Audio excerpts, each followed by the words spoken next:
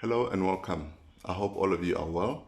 My name is Chris, and some of you by now you know that I've started Tshimo-Gae, which is a project of growing food in my backyard. It's been going well since I think 2020 March. To date, I'm still engaged in that project. So what I've done of late is add another project, which is vermicomposting, using the worms, red wigglers to be precise, to compost kitchen materials. So what I've learned about red wigglers is these are specific worms that lives on the top surface of the earth. Their main duty is to eat and produce casting, in essence, worm poo. So I've been doing this project since I think it must be July 2021, and so far I've managed to gather I think 25 to 30 bins, breeding bins. It's going very well. So in today's episode, what I want to do is show you how I feed the worms. Please forgive the light, it's a bit dark in here. So I'm going to show you one of my bins on how I feed them. So basically I feed them kitchen scraps once a week and coffee grounds, used coffee grounds. So let me set up the camera and then please journey with me. Thank you.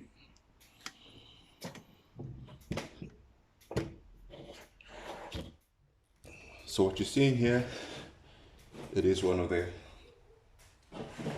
one bin that I have. So this bin here started in 2021 July. What I used was brown leaves. I used shredded paper, and once a week on a specific day I feed them kitchen scraps. So this material here, what used to be green material, is now changed into worm casting. So this black material, and others call it black gold.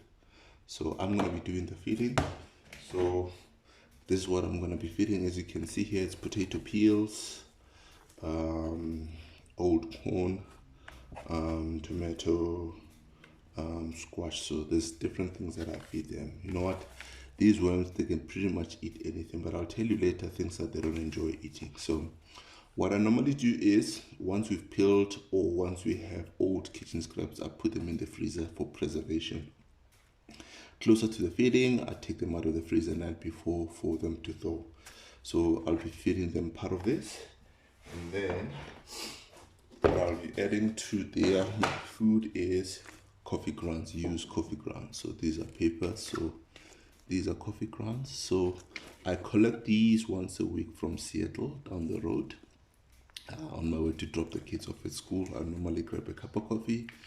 So all I had to do was just ask them for their used coffee grounds. So they keep them for me, and I collect them once a week. So I also put coffee grounds in there. Another material is crushed egg shells. I don't have them today. So in another episode, I'll show you how I crush the eggs or how I prepare them before I feed them. So like I said, this is the one bin here. So normally what I do is I often feed one side of the bin. The idea is you want the worms if you feed one side, so you want them to travel from one side of the bin to where the food is. So in the process of traveling, all they're doing is eating along the way, and then they eat where the food is. So I fed here last week quite a amount of food, but they have finished the food. So you can see one little wormy there doing its movement there. Let me see if there's more for you guys to see.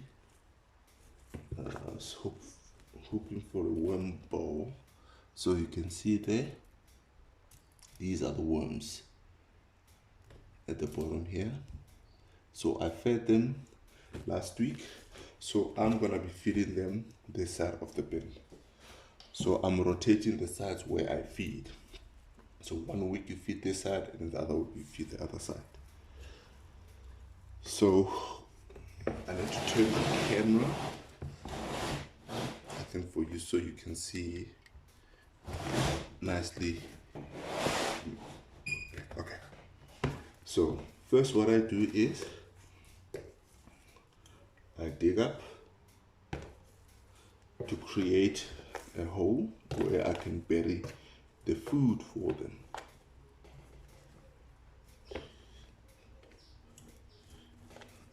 So this is what I do every week. I must tell you that this is the coolest project one has started. I'm enjoying it because I've learned a lot about worms, and most importantly is that I don't have issues with what to do with my kitchen scraps, so I know where to put them. So besides composting in the bins, I can use the worms to do that. What I usually do is I add egg carton at the base of the feeding. Why am I adding egg carton? Is because some of the food from frozen is quite moist. It's full of ice. So when the ice melts, the vegetables have a lot of water. So I'm trying to be careful not to put too much water in the bin because the worms do not enjoy water. If there is too much water, they will do their best to escape. So egg carton is there to kind of draw moisture or retain moisture from any of the food that I put in the bin. So I put the egg carton there. What I'm gonna do is mix this dish here just to give them a bit of variety. Potato peels, carrot peels, butternut squash, tomatoes. Very delectable menu here. So that's what I do. At 2 to 3 handfuls.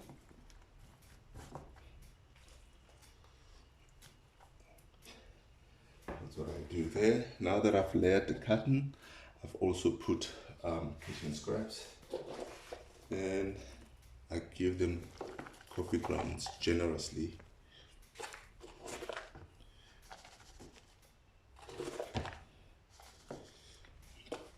Okay. So the one cool thing about coffee grounds is it's high in nitrogen, but also coffee grounds mask the smell of rotting food, so which is good. So all of them work together. Now I'm going to be covering the food. So I'm covering the food here.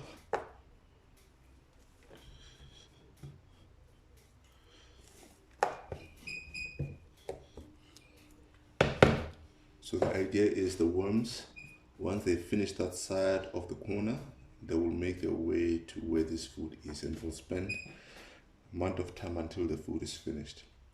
Once this is finished here next week, 7 days later, I will then feed on the other side of the corner. So that's what I do. I change positions, places where I feed the food.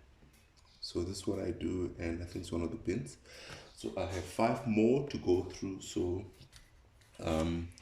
I thought that showing you this example of what I do once a week in my garage, what it looks like. So far that's what I do, and I hope that you've learned 1 or 2 things about red wigglers and vermicomposting. So I will do my best to continue putting new videos on what I do with red wigglers as time goes on.